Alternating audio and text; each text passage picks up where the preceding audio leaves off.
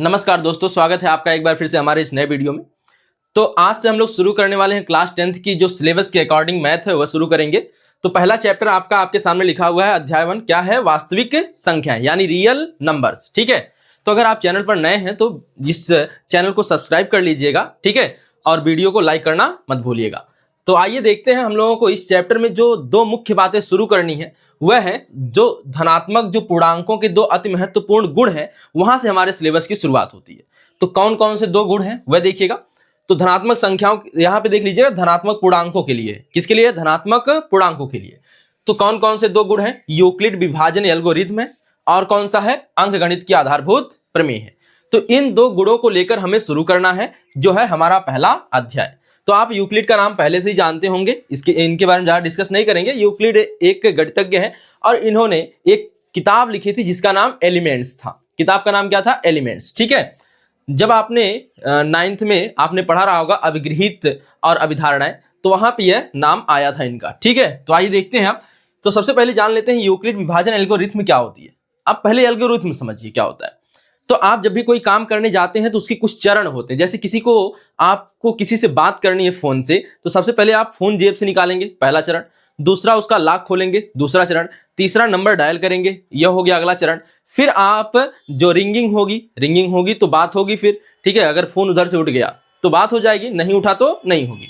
तो ये जो चरण आपने इस्तेमाल किए किसी से बात करने के लिए, तो इसे कहा जाता है एल्गोरिथम। यानी किसी काम के करने के चरणों के समूह को क्या कहते हैं? एल्गोरिथम कहते हैं। क्या कहते हैं? एल्गोरिथम। ठीक है, तो किसी काम के करने के चरणों के समूह को एल्गोरिथम कहा जाता है। ठीक है, तो यहां पे है यूक्लिड विभाजन एल्गोरिथम। अभी तक आपने लॉन्ग डिवीजन प्रोसेस यानी लंबी विभाजन प्रक्रिया से भाग निकालना सीखा रहा होगा, यानी मासा निकालना। लंबी विभाजन प्रक्रिया से मासा बहुत बार निकालना होगा। ठीक है, दो संख्याओं का मासा आपने देखा होगा इस प्रकार से। तो जैसे अभी यहां पे कह दे 6 और 28 का मासा निकालिए, तो आप यह भाग विधि द्वारा मासा इस प्रकार से निकाले होंगे। तो यहां पहले ऐसे भाग देते हैं, तो 6 चौक को 24 हो जाएगा और यहां पे बच जाएगा कितना? 4। फिर 4 को 4 से भाग देंगे 6 में, यह हमारा क्या बन जाएगा? भाज्य। ठीक है, फिर 4 एकम 4 हो जाएगा। फिर भागफल कितना बचेगा? यहाँ शेषफल कितना बचेगा? 2। ठीक है, यहां फिर 2 से भाग देंगे किसमें? 4 में, यानी 4 हमारा बन जाएगा अब क्या? भाज्य। अब यहाँ 2 दूना 4 हो जाएगा और यह कट जाएगा, 0 आ जाएगा। सॉरी, यहाँ पे 2 दूना 4 होगा तो यहाँ 0 आ जाएगा। अब यह जो अंतिम में यहाँ पे भाजक होता है वही मासा कहलाता है। यही क्या कहलाता है? मासा कहलाता है। ठीक है, यानी कि 6 और 28 का मासा कितना आएगा? 2 आएगा। तो इसी प्रक्रिया को यूक्लिड ने एक एल्गोरिथम के फॉर्म में लिख दिया, जिसे आप समझेंगे अभी कुछ देर में। ठीक है, तो इसे ही एक तरह से देखा जाए, अगर यूक्लिड विभाजन एल्गोरिथम की बात की जाए तो साधारणतः यह है क्या? भाज्य बराबर भाजक गुणे भागफल धन शेषफल। इसी का जब प्रयोग हम कई चरणों में करते हैं तो उसे ही कहा जाता है यूक्लिड विभाजन एल्गोरिथम। और यह किस लिए करेंगे? साधारणतः क्लास 9th में मासा निकालने के लिए करना होता है, जो कि अब कोर्स से बाहर हो चुका है। अभी हम पहले बात कर लेते हैं क्या क्या था पहले। देखिए, यह कोर्स से बाहर भले हो गया है, लेकिन आपके जो सिलेबस में है, जो थियरी पोर्शन में है, यह दे रखा है, यानी न्योता दे दिया है और कह रहा कि बारात नहीं आना है। ठीक है, लेकिन आपको फिर भी इसको तैयार करके चलना होगा, क्योंकि कभी भी पूछ सकता है क्वेश्चन, क्योंकि आपको कार्ड मिला हुआ है, यानी कि आपके किताब में छपा हुआ है। ठीक है, तो देखिए, अब यहाँ पे देखिए, तो यूक्लिड विभाजन एल्गोरिथम को समझते आइए, तब जानते हैं इसके बारे में। देखिएगा, पहले मैं इसको मिटा दूं। साधारणतः आपको यही याद रखना है कि भाज्य बराबर भाजक गुणे भागफल धन शेषफल होता है। उसी का इस्तेमाल यूक्लिड ने मासा निकालने आदि प्रक्रियाओं के लिए कहां पर कर लिया? यूक्लिड विभाजन एल्गोरिथम के रूप में कर लिया। ठीक है, देखिए, तो यहां पे कहा जा रहा है कि एक धनात्मक पूर्णांक ए को किसी अन्य धनात्मक पूर्णांक बी से इस प्रकार विभाजित किया जा सकता है कि शेषफल आर प्राप्त हो। ठीक है, और आर बी से छोटा होगा। इसी को हम लिख सकते हैं इस प्रकार से, अर्थात ए एक संख्या है और बी से भाग देनी है, तो बी से भाग देनी है तो क्या हो जाएगा? देखिए, ए में भाग देनी है तो भाज्य हो गया। ठीक है, तो सबसे पहले यहां पे जान लीजिए क्या होता है? भाज्य बराबर भाजक गुणे भागफल धन शेषफल। ठीक है, शेषफल। ठीक, देखिए अगर मैं बात करूं तो भाज्य यहां ए हो गया, भाजक बी हो गया। अब यहां पे कुछ जो होगा भागफल, काटने के बाद कोई ना कोई संख्या आएगी, तो हम मान लेते हैं ना कोसेंट, जिसे आप क्या कहते हैं, कोसेंट कहते हैं भागफल को अंग्रेजी में, तो क्यू का इस्तेमाल कर लेते हैं। और यहाँ पे प्लस आर, रिमाइंडर, क्या बोलते हैं, रिमाइंडर। तो ए बराबर बी क्यू प्लस आर के रूप में जो यूक्लिड विभाजन एल्गोरिथ्म है उसे दर्शाया जाता है। ठीक है, इसके कई चरणों का इस्तेमाल हम सामान्यतः मासा निकालने के लिए कर लेते हैं। तो दो संख्याओं का, दो धनात्मक पूर्णांकों का मासा निकालने के लिए करते हैं। ठीक है, यहां पे देखेंगे एक चीज, आर का मान जो है आपका लिखा है बी से छोटा होगा, तो बी से छोटा होगा तो इस प्रकार से दर्शाएंगे, इस प्रकार से दर्शाएंगे। आप देख लीजिएगा दो चिन्हों में इस प्रकार से कोण बनता है, इस प्रकार से ग्रेटर एंड लेसर बनते हैं। ठीक है, लेसर ग्रेटर। ठीक, देखिए लेसर नहीं होता, लेस होता है, तो ध्यान रखेंगे। अब देखिए यहां पे यह वाला जो हो गया आपका, यानी कि अब जीरो के बराबर भी जा सकता है, आर का मान जीरो के बराबर भी हो सकता है और जीरो से बड़ा होगा। शेषफल ऋणात्मक में नहीं जाता, शेषफल ऋणात्मक में नहीं जाता, तो शेषफल ऋणात्मक में नहीं आएगा तो यानी जीरो तक जा सकता है, या जीरो से बड़ा होगा तो जीरो से बड़ा हो सकता है, या जीरो के बराबर हो सकता है। ठीक है, जैसे मेरे पास यहां पे है 2 और मुझे भाग देनी है 4 में, तो कितना आ जाएगा भाग देंगे तो देखिएगा 2 दूना 4, यानी शेषफल कितना आ गया 0। मुझे 5 में भाग देनी है 2 से, तो कितना हो जाएगा, तो 2 दूना 4, यानी कि शेषफल कितना बच गया 1। ठीक है, यानी कि देखिए शेषफल किसी भी मामले में 0 तो पहुंच जाएगा, या तो 0 से बड़ा आएगा, या तो 0 से बड़ा आएगा। ठीक है, लेकिन एक चीज और, भाजक से बड़ा नहीं होगा, भाजक से बड़ा नहीं होगा। देखिए 2 से बड़ा नहीं है, 2 से बड़ा नहीं है, तो यानी कि भाजक b है, तो r का मान b से बड़ा नहीं होगा, b से छोटा होगा, लेकिन 0 के बराबर होगा या 0 से बड़ा होगा, 0 के बराबर होगा या 0 से बड़ा होगा। ठीक है, यह रहा आपका। अब देखिए, तो यह रहा आपका यूक्लिड विभाजन प्रमेयिका का एक गणितीय रूप, या कह सकते हैं एक तरह से समीकरणीय रूप। ठीक है, तो यह है इक्वेशन वाला इसका रूप है। देखिए यहां पे इसका सामान्यतः प्रयोग कहां होता है, अनुप्रयोग इसे कहते हैं, अनुप्रयोग, एप्लीकेशन कहां होता है इसका। तो सामान्यतः इसका एप्लीकेशन जो है क्लास 10th में आपको पढ़ना है, वह दो धनात्मक पूर्णांकों का मासा निकालने के लिए करना है, दो धनात्मक पूर्णांकों का मासा निकालने में। अब कैसे निकालेंगे समझाया जाएगा, पहले देख लीजिए। मासा निकालने में इसका अनुप्रयोग किया जाता है। अब अनुप्रयोग मतलब क्या होता है इसको भी समझ लीजिए। ठीक है, जब आप किसी सिद्धांत का प्रयोग किसी अन्य चीज को सिद्ध करने में करते हैं तो उसे बोलते हैं अनुप्रयोग। क्या बोलते हैं, एप्लीकेशन या अनुप्रयोग। ठीक है, ध्यान दीजिएगा। अब यह रहा आपका यूक्लिड विभाजन एल्गोरिथम। क्या रहा, यूक्लिड विभाजन एल्गोरिथम। तो यूक्लिड विभाजन एल्गोरिथम में सीधी सी बात याद रखनी है, भाज्य बराबर भाजक गुणे भागफल धन शेषफल। ठीक है, जहां आर का मान 0 के बराबर या 0 से बड़ा होगा लेकिन b से छोटा होगा, जहां b क्या है, भाजक है, b क्या है, भाजक है, r क्या है, रिमाइंडर यानी क्या है, शेषफल है, r क्या है, शेषफल। एक बार फिर से देख लीजिए यूक्लिड विभाजन एल्गोरिथम में, अगर हमारे पास कोई धनात्मक पूर्णांक a है तो यहां पे याद रखना धनात्मक पूर्णांक के लिए ही कहा जा रहा है।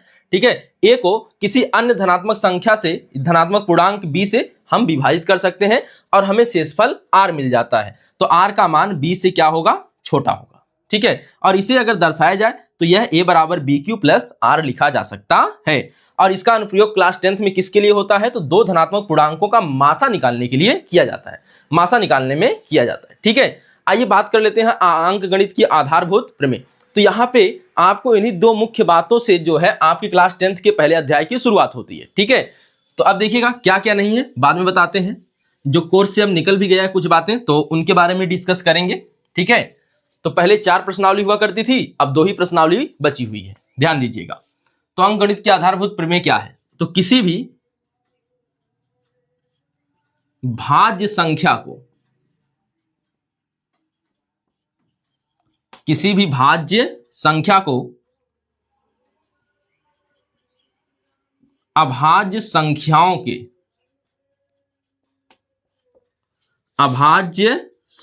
के गुणनफल के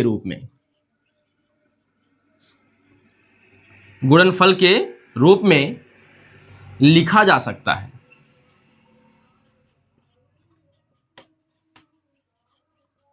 लिखा जा सकता है। यहां क्रम मायने नहीं रखता है, यह भी याद रखेंगे। ठीक है, लिखा जा सकता है। यही अंकगणित की आधारभूत प्रमेय है। यही अंकगणित की आधारभूत प्रमेय है। आपने पिछली कक्षाओं में, ठीक है, शुरू की कक्षाओं में आपने जरूर लासा मासा निकालने के लिए अभाज्य गुणनखंड विधि का प्रयोग किया होगा। तो अभाज्य गुणनखंड जो करते हैं ना किसी संख्या का, उसी को कहते हैं, आप वहां पर लगा रहे हैं अंकगणित की आधारभूत प्रमेय। अंकगणित की आधारभूत प्रमेय वहां पर यूज कर रहे हैं। तो अंकगणित की आधारभूत प्रमेय आप यूज करते आए हैं पहले से, लेकिन आपको पता नहीं, नाम नहीं दिया जा रहा था पहले। ठीक है, तो यहां पे अब नाम के साथ आपको प्रक्रियाएं करनी है। तो लासा मासा निकालने के लिए यानी कि एलसीएम एचसीएफ निकालने के लिए जो आप अभाज्य गुणनखंड करते थे, यानी प्राइम फैक्टराइजेशन करते थे, उसका मूलतः नाम क्या है? अंकगणित की आधारभूत प्रमेय, जो यह कहती है कि किसी भी भाज्य संख्या को अभाज्य संख्याओं के गुणनफल के रूप में लिखा जा सकता है। जबकि यहाँ यही अंकगणित की आधारभूत प्रमेय है। यहाँ पे क्रम उनका मायने नहीं रखता। जैसे 12 है, तो 12 को हम लोग क्या लिख सकते हैं? तो 1 गुणे 2 गुणे 2 गुणे 3। ठीक है, तो यहां पे देखिए क्रम चाहे जो हो, हमें उससे मतलब नहीं है। तो 12 को हम लिख सकते हैं 1 गुणे 2 गुणे 2 गुणे 3। यह है इसका प्राइम फैक्टराइजेशन। तो आपकी किताब में एक चीज और दिया है कि जो है इसको गुणनखंड करने का वृक्ष मेथड, ठीक है, यानी कि फैक्टर ट्री दिया गया है। गुणनखंड वृक्ष जिसे हिंदी में कहेंगे, गुणनखंड वृक्ष। ठीक है, अब इससे तात्पर्य क्या है? जैसे आपने 12 को इस प्रकार से लिखा, अब इसी 12 को मैं इस प्रकार से भी लिख सकता हूं ट्री मेथड में। तो देखिएगा, तो पहले 2 से काटेंगे, सबसे छोटी संख्या से 2, कितना बचेगा? 6। तो अब यह तो कटेगा नहीं, अभाज्य हो गया 6, लेकिन भाज्य अभी कट जाएगा किससे? 2 से। तो 2 तिहाई 6, कितना हो गया? 2 तिहाई 6। तो अब नहीं कटेगा, अब नहीं कटेगा। तो अब देखिए, तो हम इसी प्रकार 12 को अब इस तरह से लिखें, तो 1 लिखना स्वाभाविक है, लिखें या ना लिखें कोई बात नहीं है, क्योंकि 1 जो होता है सब में आ जाएगा। ठीक है, तो अभाज्य संख्याएं जो अच्छा सॉरी, मुझसे एक गलती हो गई, आप लोग इसको जरा ध्यान दीजिएगा। 1 ना तो भाज्य है ना तो अभाज्य है, 1 ना तो अभाज्य है और ना ही भाज्य है। तो जब भी किसी संख्या का अभाज्य गुणनखंड करने के लिए कहे, तो वो 1 को शामिल मत करिएगा, 1 को शामिल मत करिएगा। जैसा कि मैंने पहले लिख दिया था 1 गुणे 2 गुणे 2 गुणे 3, तो यहाँ पे 1 को शामिल मत करिएगा, क्योंकि 1 ना तो भाज्य ना ही अभाज्य है। तो यहाँ पे 1 को शामिल नहीं करना है। इसलिए यहाँ पे देखिए 12 बराबर आप क्या लिख सकते हैं? तो 2 गुणे 2 गुणे 3, यानी अभाज्य संख्याओं वाली ग्रुपिंग जो है यही। तो 2 गुणे 2 गुणे 3, तो यह रहा आपका अभाज्य गुणनखंड। तो आपसे कभी कभी पूछ देता है कि वृक्ष मेथड से, यानी वृक्ष गुणनखंड कीजिए या गुणनखंड वृक्ष बनाइए किसी संख्या का। ठीक है, तो इस प्रकार से आप बना लेंगे। ठीक है, यह नहीं दर्शाएंगे, यह लाइनिंग नहीं खींचेंगे। ठीक है, बस इतना ही। जैसे मुझे बनाना हो 28 का, तो 28 का पहले 2 से काटेंगे, तो 2 आ जाएगा 14।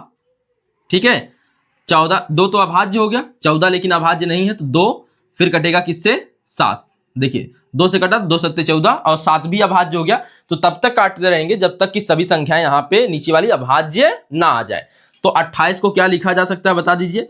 तो 2 गुणे 2 गुणे 7, 2 गुणे 2 गुणे 7। ठीक है, इस तरह से आप लिख सकते हैं। तो यहाँ पे आपने 2 चीजें सीखा। धनात्मक पूर्णांकों के 2 अति महत्वपूर्ण गुण थे, एनसीईआरटी कहती है। एक यूक्लिड विभाजन एल्गोरिथम है, ठीक है, जिसके द्वारा यह क्या है? सीधी सी बात है, यह भाज्य बराबर भाजक गुणे भागफल धन शेषफल है। और इसने केवल जो है यूक्लिड में केवल इसको एक रूप दे दिया गया, a बराबर BQ प्लस R का। ठीक है, तो यहाँ पे कहा जा रहा है कि कोई धनात्मक पूर्णांक a है तो उसे b से अगर काटा जाए, जो कि दूसरा अन्य धनात्मक पूर्णांक है, काटा जाएगा तो शेषफल r बचेगा, जो r का मान क्या होगा? b से छोटा होगा। एनसीईआरटी में कह रहा है कि इसका जो समानांतर प्रयोग है मासा निकालने के लिए करना है। ठीक है, 2 धनात्मक पूर्णांकों का क्या निकालने के लिए? मासा। तो यह संख्या याद रखना, धनात्मक पूर्णांक। ठीक है, तो अंकगणित की आधारभूत प्रमेय क्या कहती है? तो अंकगणित की आधारभूत प्रमेय कहती है कि किसी भी भाज्य संख्या को अभाज्य संख्याओं के गुणनफल के रूप में लिखा जा सकता है। यहाँ क्रम मायने नहीं रखता है। यही अंकगणित की आधारभूत प्रमेय है। और इसके लिए एक मेथड दिया गया है, वृक्ष मेथड, या फिर सामान्य रूप से जो आप दिखाते हैं यह। ठीक है, तो आपका यह वृक्ष मेथड है और यह सामान्य मेथड है। ठीक है, तो यहाँ पे आपने यह देख लिया। और आप इसको एक तरह से और जानते हैं, यह क्या है, लॉन्ग डिवीजन प्रोसेस है, यानी कि लंबी विभाजन प्रक्रिया को ही एक रूप से यूक्लिड विभाजन एल्गोरिथम का रूप दिया गया है। अब यहां पे ध्यान दीजिएगा, तो यहां पे पहले मैं इसको मिटाता हूं। इसका अनुप्रयोग कहां कहां करना है, तो ध्यान दीजिएगा, इसका अनुप्रयोग दो जगह किया जाता है। सबसे पहला देखिए, एक सिद्ध करना होता है करड़ी में 2, जो क्लास 10th के बेसिक पे है वह देखना है। करड़ी में 3, करड़ी में 4 नहीं 5। यह कैसी संख्याएं हैं, अपरिमेय संख्याएं हैं। कि अपरिमेयता सिद्ध करने के लिए,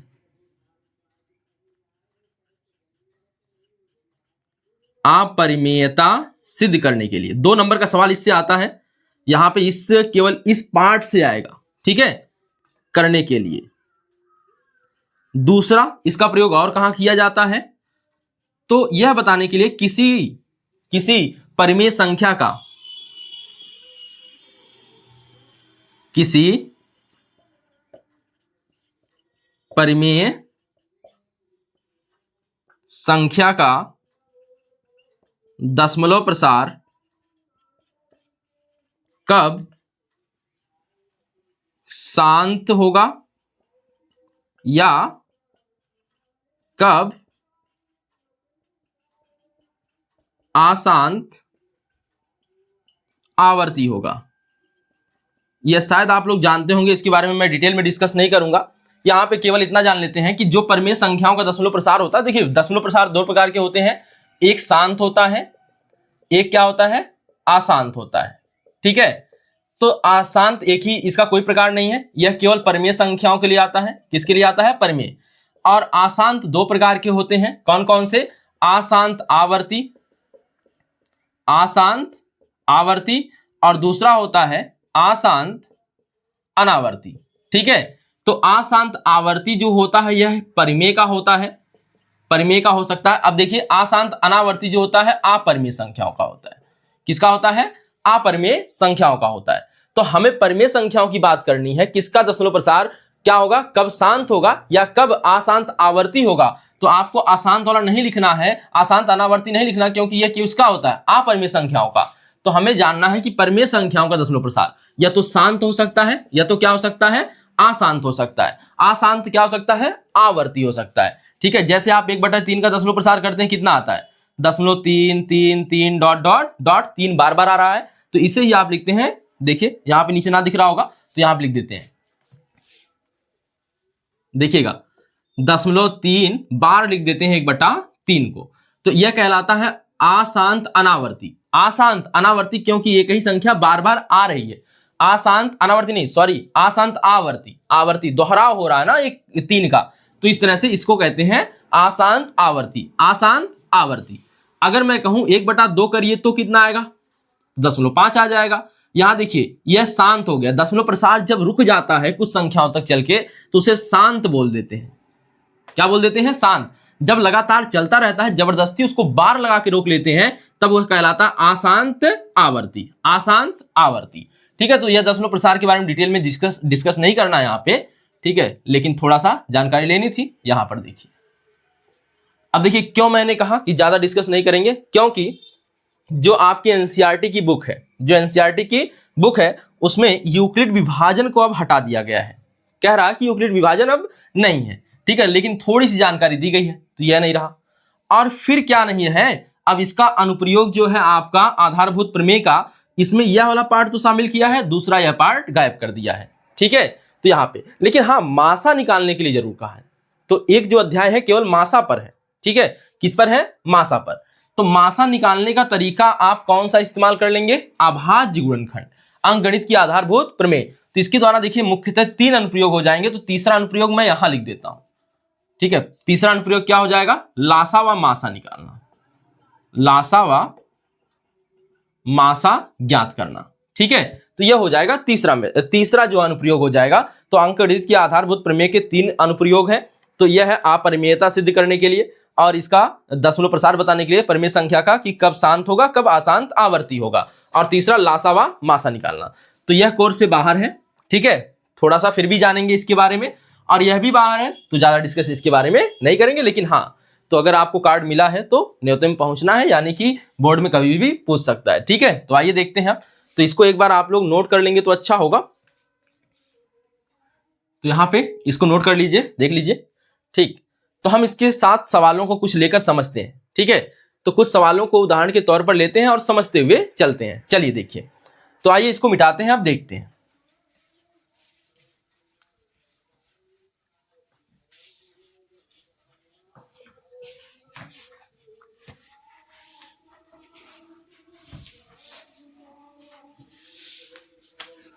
सबसे पहले समझते हैं यूक्लिड विभाजन से मासा कैसे निकलता है दो संख्याओं का। देखिए एनसीईआरटी दो ही संख्याओं के लिए कहती है, तो दो ही संख्याओं के लिए समझना है। तीन संख्याओं के लिए पहले कहती थी, अब तो कोर्स से ही बाहर है, तो दो संख्याओं का हम लोग मूलतः जान लेते हैं। ठीक है, तो देखिएगा, जैसे मान लेते हैं हमारे पास 6 आ गया और ले लेते हैं 58, इनका मासा ज्ञात करना है। तो का मासा यूक्लिड विभाजन एल्गोरिथम से। ठीक है, तो आइए ज्ञात करते हैं। सबसे पहले जो बड़ा होगा वह भाज्य होगा। क्या होगा? भाज्य। जो छोटा होगा उसे क्या कहेंगे? भाजक। ठीक है, तो आपको पता है कि यूक्लिड विभाजन में हम क्या लिखते हैं? a बराबर बी क्यू प्लस आर। ठीक है, जहां पे आपका r क्या होता है? 0 से बड़ा या बराबर, या फिर और क्या होता है? b से छोटा, यही होता है। ठीक है, अब यहां पे लिखिए, इसको हटा देते हैं, तो लिखेंगे माना। अब देखिए, जो बड़ा होगा यानी भाज्य होगा उसे a कहेंगे, जो छोटा होगा उसे भाज्य यानी भाजक कहेंगे। तो यहां पे हो जाएगा a बराबर 58 व b बराबर कितना? 6। b बराबर कितना? 6 लिखेंगे। देन यूक्लिड विभाजन प्रमेयिका से। अच्छा, यहां पे एक चीज और आ गया, यूक्लिड विभाजन प्रमेयिका। तो जब हम एक स्टेप करेंगे तो वह प्रमेयिका कहलाएगा, और जब उसका पूरा सभी स्टेप मिला लेंगे तो वह क्या कहलाएगा? एल्गोरिथम। तो अभी हम एक स्टेप करेंगे तो उसके लिए क्या लिखेंगे? प्रमेयिका। तो यह एक स्टेप कहलाएगा प्रमेयिका। ठीक है, क्या कहलाएगा? प्रमेयिका। इसके कई स्टेप को शामिल कर लिया जाएगा मासा निकालने के लिए, तो क्या कहलाएगा? एल्गोरिथम। ठीक है, तो यही बन जाएगा बाद में एल्गोरिथम। ठीक है, तो प्रमेयिका से a बराबर बी क्यू प्लस आर से, a बराबर बी क्यू प्लस आर से। चलिए देखिए, ध्यान दीजिएगा। तो a का मान 58, b का मान कितना हो जाएगा? 6। सीधी सी बात है, q का मान प्राप्त करने के लिए, कोसेंट यानी भागफल प्राप्त करने के लिए, तो भाजक से भाज्य में भाग दे दीजिए। 6 में 58 से भाग दीजिए, कितना आएगा? 6 9 54 हो जाएगा।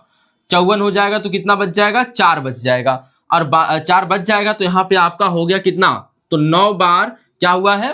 आपने भाग दिए 9 बार में, तो 6 9 54, शेषफल कितना बच गया? 4। तो यहाँ पे 4 लिख दिया।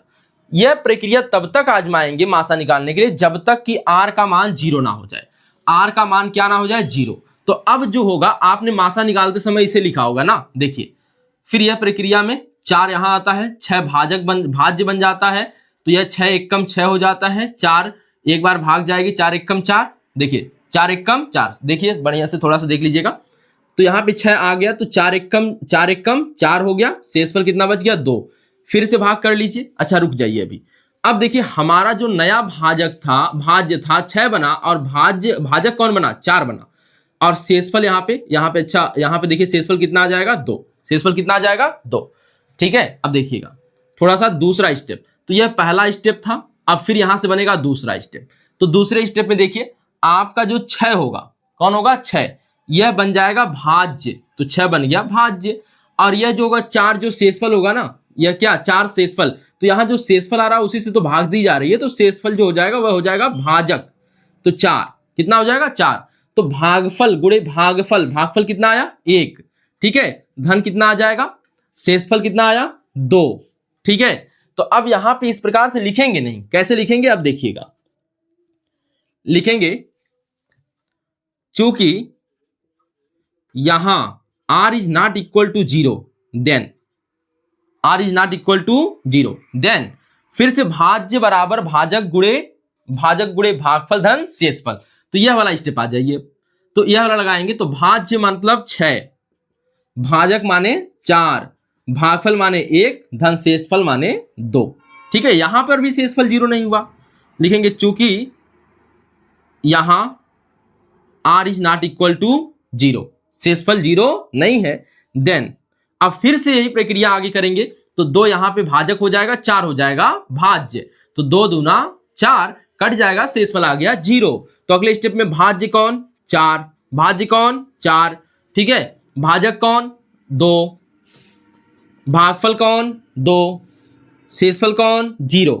लिखेंगे चूंकि यहां r बराबर 0 है, चूंकि यहां r इज इक्वल टू 0, चूंकि यहां r is equal to 0, then भाजक कौन होगा यहां, भाजक, भाजक कौन है बताइए अंतिम स्टेप में 2, देन भाजक 2 उपरोक्त या उपर्युक्त संख्याओं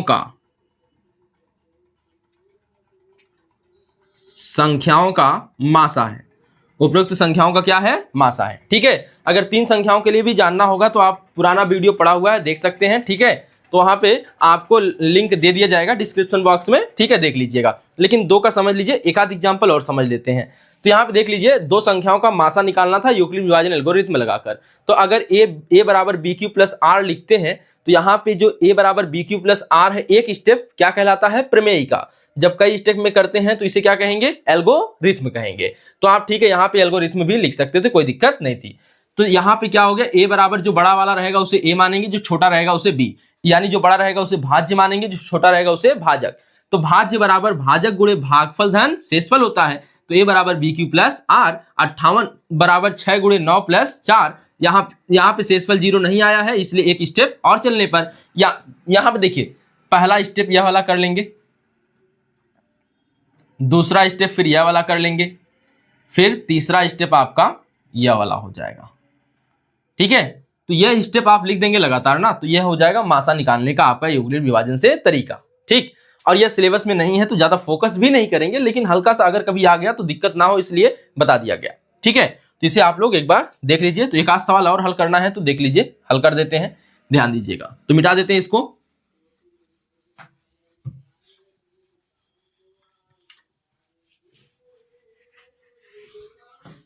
देखिए तो क्वेश्चन दूसरा हम लोग ले लेते हैं, तो ले लेते हैं यहां पे 8 और ले लेते हैं जो भी आप देखिएगा वह 72 का मासा, 72 या 76 करते हैं, 72 करेंगे तो एक ही स्टेप में खत्म हो जाएगा, ठीक है। तो अच्छा करके देख लेते हैं, 72 भी कर लेते हैं, फिर 78 भी देख लेंगे। तो यहां पे देखिए जो बड़ा रहेगा उसे क्या मानेंगे a, देखिए डायरेक्ट करते हैं आप, वह b बराबर क्या मानेंगे 8, छोटा वाला 8, तो यह माना, ठीक है। देन यूक्लिड विभाजन प्रमेयिका से, यूक्लिड विभाजन प्रमेयिका से क्या हो जाएगा, a बराबर बी क्यू प्लस आर, ए का मान 72 बराबर 8 गुणे, अब देखिए 72 भाग लगा दीजिए इसी तरह से, 8 8 9 72, यह हो जाएगा 0। जो ही शेषफल 0 हो जाए त्यों ही रोक देते हैं, भाजक हमारा मासा हो जाता है, यानी यहीं पे 8 आप बता सकते हैं मासा है, ठीक है। तो यहाँ आप पहले से विधि सीखे हुए हैं, भाग विधि, जो इसके बारे में ज्यादा नहीं डिस्कस होगा। तो यहाँ 8 9 72 धन आर का मान कितना हो गया 0, ठीक है। तो यहाँ पे लिखेंगे चूंकि यहाँ r is equal to 0, then 8 क्या होगा 8 मासा है, किसका लिख सकते हैं उपयुक्त संख्याओं का, यानी 8 और 72 का क्या है मासा है, ठीक है। इस तरह से अगर मैं 8 की जगह पे 76 ले लेता, देखिए इसको हटाते हैं अभी, ये तो एक ही स्टेप में खत्म हो गया था, देखिएगा। तो अगर बात करें 8 और 76 की, तो यहां पे a बराबर कितना मानेंगे 76, व 8 को क्या मानेंगे b बराबर 8। यहां पे सीधी सी बात है कि भाज्य 76 है, b क्या है 8 है, यानी कि भाजक क्या है 8, ठीक। देखिए तो यहां पे आप लिख सकते हैं इसको, तो क्या लिखेंगे माना, देन यूक्लिड विभाजन प्रमेयिका से, यूक्लिड विभाजन प्रमेयिका से, यूक्लिड विभाजन प्रमेयिका क्या कहती है, a बराबर b q plus r, a बराबर b q plus r, a का मान 76, ठीक है। अब देखिए पहले भाग कर लीजिए 76 में किससे 8 से, तो 8 9 72, कितना बच गया 4, कितना बच गया 4। अब यहां पे देखिए पहला स्टेप तो समाप्त हो गया, तो 8 के साथ 9 का गुणा, तो भाज्य गुणे भागफल, धन शेषफल कितना 4 लिखेंगे, चूंकि यहां शेषफल इज नॉट इक्वल टू, या आर लिख सकते हैं, शेषफल इज नॉट इक्वल टू 0 इस देन अगला स्टेप चलेंगे। देन आप अगले स्टेप में आजमाएंगे। अगला स्टेप आपका पहले क्या बन जाएगा, देखिए ये 4 तो भाजक हो जाएगा, भाज्य कौन बनेगा 8, तो 4 दूनी 8, खत्म हो गया कहानी इसकी। तो यहाँ पे देखिए अगला स्टेप में भाज्य, यहाँ पे तो पहले क्या लिखेंगे भाज्य, भाज्य आएगा 8, ठीक है, और भाजक गुणे भागफल, तो 4 गुणे 2, धन शेषफल कितना आ गया 0, तो शेषफल लिखेंगे 0 है। चूंकि शेषफल यहां भी लिख दीजिएगा, चूंकि यहां शेषफल इज इक्वल टू 0, इसलिए, या देन, या आप लिख सकते हैं इसलिए जो आपका भाजक होगा अंतिम भाजक कौन, इसलिए 4 उपर्युक्त संख्याओं का मासा है, उपर्युक्त संख्याओं का क्या है मासा है, ठीक है। वैसे सिलेबस में नहीं है, ज्यादा टेंशन लेने की आवश्यकता नहीं है, ठीक है। तो थोड़ा यह टेंशन वाला होता भी है, क्योंकि इससे तो आसान, यह तो आसान है, लेकिन यह वाला फालतू का काम करवाता है, ठीक है। कोई बात नहीं, सीख लेंगे, ये भी तो सीख ही लिए होंगे, ठीक है। तो अगर नहीं आया होगा तो वीडियो एक आध बार रिवाइंड कर लीजिएगा, आ जाएगा, ठीक है। आइए बात कर लेते हैं आप कुछ और प्रश्नों की, जैसे कि आपके लिए जो इंपॉर्टेंट है। उसके बाद हम लोगों को प्रश्नावली हल ही करनी है, उसमें कोई दिक्कत नहीं है, हम लोग हल करेंगे, ठीक है। तो नए जो सिलेबस के अकॉर्डिंग है हम लोग चलेंगे अब, ठीक, पुराने सिलेबस को छोड़ेंगे थोड़ा सा। अब देखिए, तो मैं सवाल लिखता हूं कुछ। अच्छा, एक चीज और देख लीजिए पहले, अगर दो संख्याएं a और b हैं, इनके लासा का नाम हम रख देते हैं यल और मासा का नाम रख देते हैं यच, तो दोनों संख्याओं का गुणनफल लासा और मासा के गुणनफल के बराबर होता है। तो यदि दो संख्याएं a और b हो और लासा और मासा उनके क्रम से क्या हो, यल और यच हो, तो उन संख्याओं का गुणनफल लासा और मासा के गुणनफल के क्या होता है, बराबर होता है। तो दोनों संख्याओं का गुणनफल, तो दो संख्याओं के लिए केवल दो संख्याओं का गुणनफल उनके लासा और मासा के गुणनफल के बराबर होता है, ठीक है। तो इस पे सवाल लगेंगे, देखेंगे हम लोग, ध्यान दीजिएगा। तो पहला सवाल चलते हैं, देखिएगा। तो यहां पे लिखा है संख्याओं 6 व 20 का अभाज्य गुणनखंड, यानी अंकगणित की आधारभूत प्रमेय का इस्तेमाल करते हुए अभाज्य गुणनखंड विधि द्वारा मासा बताइए, मासा व लासा दोनों बताइए, मासा व लासा बताइए, ठीक है। तो आइए अभाज्य गुणनखंड करते हैं 6 का। तो लिखेंगे 6 बराबर 2 गुणे 3, इसका अभाज्य गुणनखंड यही होगा। फिर 20 का करते हैं, 20 का होगा 2 गुणे 2 गुणे 5, ठीक है, यही होगा।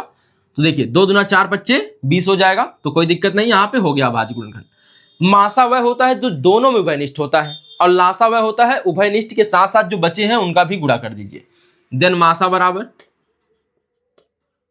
तो जो कॉमन है वह मासा हो गया, तो 2 हो गया, तथा लासा बराबर, तो लासा बराबर कितना हो जाएगा, कॉमन का गुणा करेंगे ही करेंगे, फिर किसका गुणा करेंगे, तो जो बचा है 3 ऊपर, नीचे कौन बचा है 2, गुणे कौन 5, ठीक है। तो इसका गुणा कर लीजिए, तो 3 दूनी 6 और 5 दूनी 10, यानी 60 आ जाएगा। तो यह एक आंसर रहा और यह एक आंसर रहा। तो इस प्रकार से आप अभाज्य गुणनखंड विधि द्वारा क्या निकाल सकते हैं, क्या निकाल सकते हैं, मासा और लासा, मासा और लासा, ठीक है। तो यह रहा आपका पहला सवाल, नोट कर लीजिएगा। फिर एक सवाल और देख लीजिए, अब ध्यान दीजिएगा, देखिएगा। अगर बात करें क्वेश्चन नंबर 2 की, 6, 72 व 120 का लासा व मासा अभाज्य गुणनखंड विधि द्वारा। अब देखिए पूरा सही से नहीं लिखते हैं, आप समझ गए होंगे क्या निकालना है, लासा और मासा अभाज्य गुणनखंड विधि द्वारा। और संख्याएं कितनी हमारे पास 3 है। तो चलिए 6 का पहले अभाज्य गुणनखंड करेंगे, तो 2 गुणे कितना आ जाएगा 3। 72 का करेंगे तो कितना होगा 2 गुणे 2, और हो जाएगा फिर 2 गुणे 3 गुणे 3, कर लीजिए आप लोग 72 का देख सकते हैं। तो 2 से काटेंगे तो 36 हो जाएगा, फिर 2 से काटेंगे तो 18 हो जाएगा, फिर 2 से काटेंगे तो 9 हो जाएगा, फिर 2 से काटेंगे तो 2 से नहीं 3 से काटेंगे तो 3 हो जाएगा, और 3 से काटेंगे तो 1 हो जाएगा। तो 2 बार 2 है 3 बार और 3 है 2 बार। फिर इसी प्रकार 120 को काटिए, 120 का कर लीजिए अभाज्य गुणनखंड। तो 2 से काटेंगे तो 60 आएगा। तो सबसे पहले सबसे छोटी संख्या से काटते हैं, फिर 2 से काटेंगे तो 30 हो जाएगा, फिर 2 से काटेंगे तो 15 हो जाएगा, ठीक है। फिर 3 से काटेंगे 3 बचे 15 हो जाएगा, और 5 से काटेंगे तो 1 हो जाएगा। तो लिख दीजिए, तो 2 गुणे 2 गुणे 2 गुणे 3 गुणे 5। तो मासा कौन होगा, जो सब में कॉमन होगा, जो सब में कॉमन होगा। तो देखिए पहले तो 2 कॉमन हो गया, फिर 3 भी देखिए कॉमन है क्या, तो 3 भी कॉमन है, ठीक। तो यह 3 भी कॉमन है। तो मासा के लिए जो 2 कॉमन है उन्हीं को लिखेंगे, 2 और 3 को, यानी 3 दूनी 6 हो जाएगा। लासा के लिए देखिए जो कॉमन है पहले लिख दीजिए 2 और 3। अब देखिए किन्हीं 2 में भी अगर कॉमन होगा तो एक ही बार लिखा जाएगा, यानी 2 यहां इन दोनों में कॉमन हो जाएगा। तो इनकी कहानी खत्म हो गई, ठीक है। तो जो मैं यहाँ पे लाइनिंग खींच रहा हूं इनकी कहानी खत्म हो रही है। तो यहाँ पे 2 फिर कॉमन हो गया, तो इनकी भी कहानी खत्म हो गई एक बार लिख के, ठीक है। यह तो लिखा ही जा चुका है, बचा है 3 और 5, 3 और 5, तो 3 गुणे 5, ठीक है। इसको इस तरह से कर लेंगे। तो करिए गुणा, 3 दूनी 6, 3 दूनी कितना हो गया 6, यहाँ पे भी 6, 6 के कितना हो जाएगा 36, और 5 दूनी 10, यानी 10 से गुणा कर लीजिए 360, 360, ठीक है। तो यह हो जाएगा आपका आंसर। देखिए अब देखिए हमें सिद्ध करना है करड़ी में 2 एक अपरिमेय संख्या है, करड़ी में 5 एक अपरिमेय संख्या है। यह सवाल आपके बोर्ड में बनते हैं, 2 नंबर का एक सवाल आता ही है, फिक्स है, ठीक है। तो हम बात करेंगे उस पर। अब प्रश्नावली चालू करेंगे, यानी कि आप लोगों को थियरी से आगे निकालेंगे, तो प्रश्नावली की तरफ चलेंगे कुछ उसकी थियरी जानकर। लेकिन इसके बाद हम सबसे पहले पहले प्रश्नावली के सवाल हल करेंगे। यह पहली प्रश्नावली के लिए थियरी थी, अब इसके बाद हम इसके सवालों को हल करेंगे, लेकिन आज नहीं करेंगे, अब अगले वीडियो में डिस्कस करेंगे, ठीक है। तो मिलते हैं फिर अगले वीडियो में, और इसको वीडियो को अच्छे से एक बार देख लीजिएगा, नोट्स अपना बना लीजिएगा। तो मिलते हैं फिर अगले वीडियो में, धन्यवाद।